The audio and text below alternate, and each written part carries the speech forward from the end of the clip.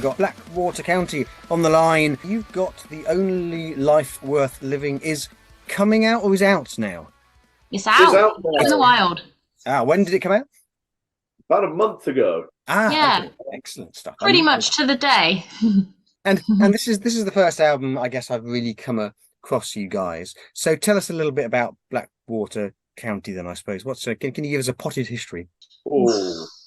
I mean, it's unfortunately it typically all revolves around drinking. We all met at a house party and we were listening to the Pogues, and we thought to ourselves, that doesn't sound too hard. We could do that. And sort of here we are, like 10 small change years later. But it's been the most fun I can envision ever have doing anything. And I wouldn't have changed it for the world. I think I know what you're trying to say. You're telling me that you're finding your way. I'm telling you that we'll find our day. Forever keep your demons at bay. Oh, that's the only life worth living. Oh, that's the only life worth living. Oh, that's the only life worth living. Oh, that's the only life worth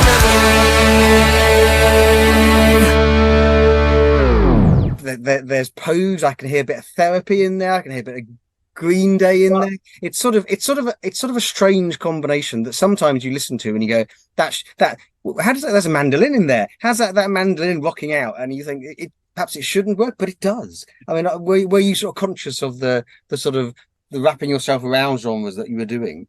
Thank you for saying that it works. I think it's fair to say that we knew like the feelings that we wanted people to have when they listened to it. We wanted it to be like a good time, like uncomplicated, you know. I mean, as we've gotten older, I think we have kind of matured and evolved a little, but at its core, it's still the same. Like we all grew up listening to pop punk and, you know, Foggy Molly, Dropkick Murphys, you know, Rancid, NoFX, Blink-182, Green Day, like you said. And it's just this kind of weird nexus where all of those things meet via also drinking lots of beer because, you know, any excuse, right? I didn't mean to start another war, not even knowing what we're fighting for. But nothing really matters anymore. Don't you agree? 'Cause I've been stuck here on repeat again. Said this before, but I just don't know when. Wish I was better, but it's all pretend. Just wish I could see what you mean. And just before you turn to go, there's something that you need to know. I won't call your number anymore, and there will be no knocking at the door. Because I know we've both been here before, and here we are again. So The Only Life Worth Living is the album that's out now. I'm really enjoying that.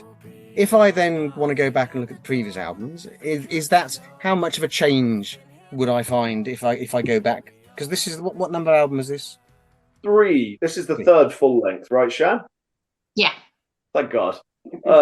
I mean, I think if you go back and look at our old discography, which you're welcome to do, but please do check out the new stuff first. I think it still has the same core of the songs are typically about mostly the same stuff, but I think as we've gotten older, you know, individually and as a unit, you know, we kind of approach the same things slightly differently. So you'll notice recurring themes like, you know, relationships are a big one. We typically talk about drinking again quite a lot, but again, the way that we come at those is very, very different now. Like we look at relationships now, having had lots more than we've had before, and we've all gone through way more than we had previously. You know, just as a society, you know, we've all done the lockdown thing together, and kind of bouncing back from that was really tough. So a lot of that has influenced the later writing. But if you go back, it's just kind of the same, but a bit more teenagey and smiley. So just before you turn away, there's something that I need to say. I won't call your number anymore, and there will be no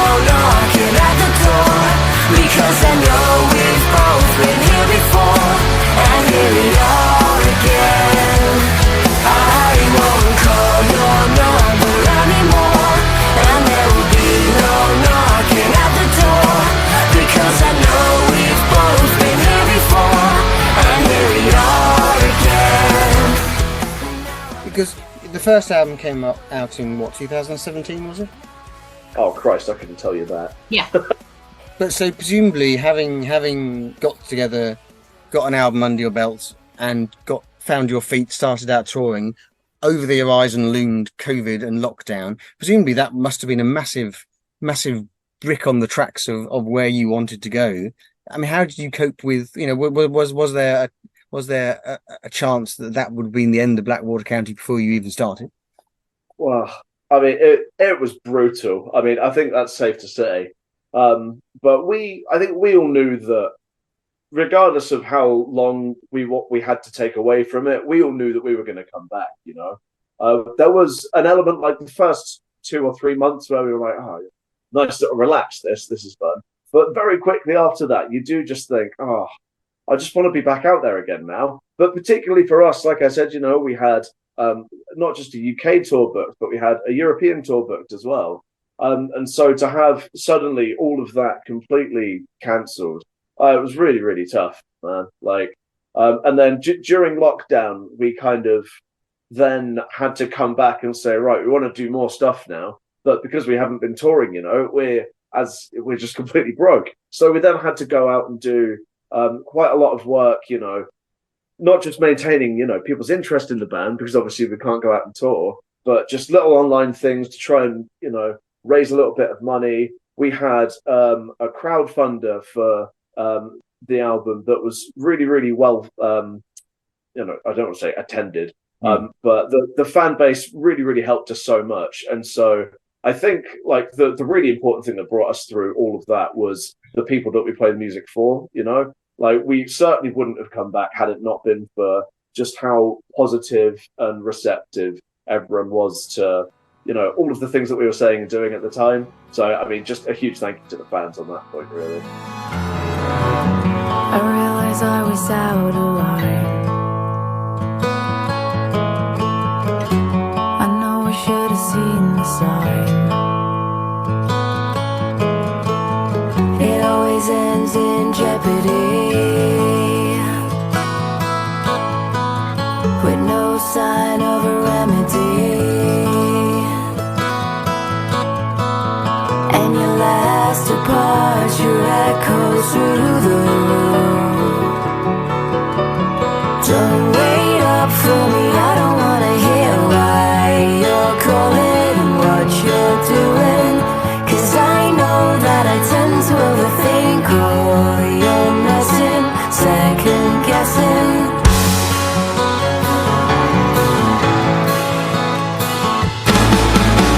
You've had a number of singles that have come off the album so far. Second Guessing features Hannah from Creeper. How did that come about then? Because Shan, there are some beautiful harmonies. When you two sing together, I mean, it's fantastic. I love it. Oh, thanks. I'm glad you like it. Well, a couple of us have been fans of Creeper for a while. One of us in particular is a massive Creeper fan. And so, it's like just through years of listening and listening to the band van and stuff, we like the kind of pop punk theatricalness of them, and I guess we see a bit of ourselves in that as well. And so through recording, we met Lewis Johns, and we are now together. And then through Lou's friendship groups and all of his musical connections, I met Hannah, and we were sort of hanging out a little bit and chatting about band life and what it's like, sometimes what it's like to be a girl in a band in a very male dominated industry. And we had some pretty cool conversations, and I was like, so we're doing this new album, do you reckon if you've got a little bit of spare time in between touring with Ghost and My Chemical Romance and stuff,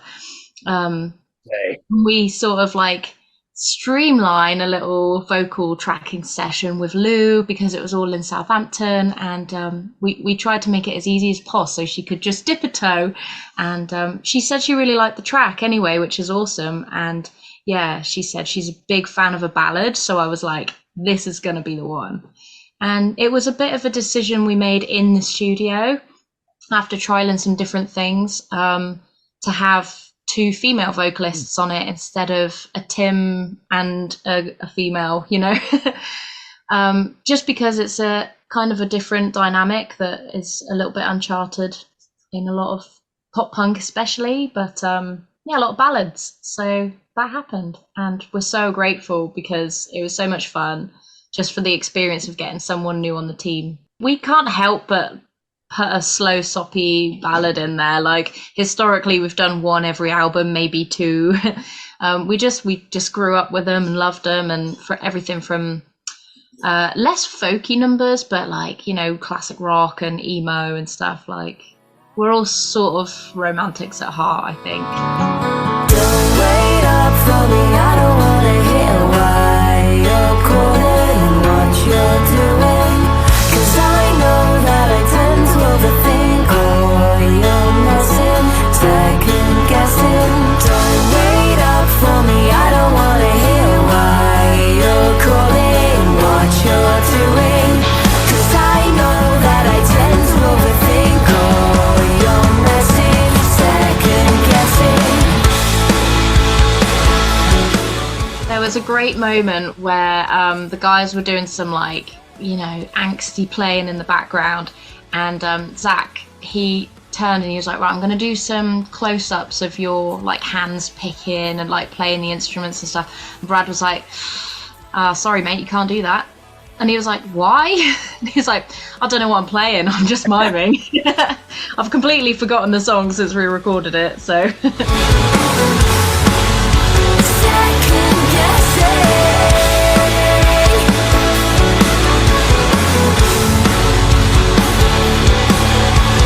Don't wait up for me, you disappoint, but I don't wanna hear overthinking, second guessing.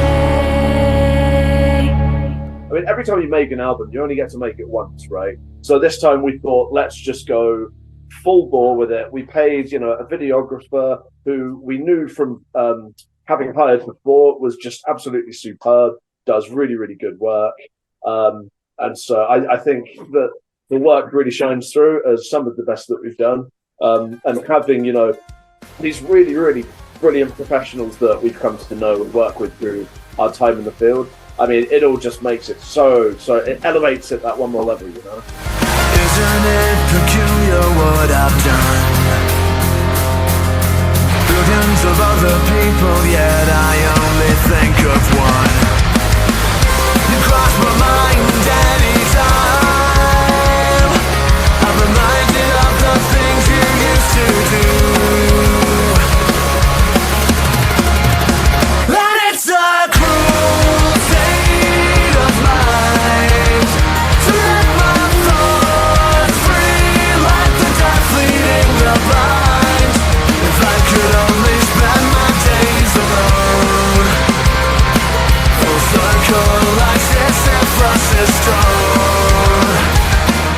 You were saying you've already played a lot of dates now ahead of the album launch. If we've missed them, when are we going to get a chance to see you guys playing dates? Well, if you can't make it down to Bournemouth, which if you can, then we recommend, obviously. Tickets for sale. We're also having like a bit of an after show party for that because it's the end of the year and we want to let our hair down a little bit. Then next spring, we're going to Europe for 10 days, something like that. Then mostly Netherlands, Germany, Czech Republic, and then back again. Following that, we are playing some festivals as per. We don't know exactly which ones yet, but we've got a few lined up. So that'll be bopping around the UK. And then, yeah, we're back out on the road on tour in the autumn. Excellent stuff. Well, thank you very much for that. I'm thoroughly enjoying the album. I'm sorry I'm late to the party, but I shall make up for it by playing you guys a lot. Oh, thank you so much. I'm glad you like it. Something's got to give. I need redemption.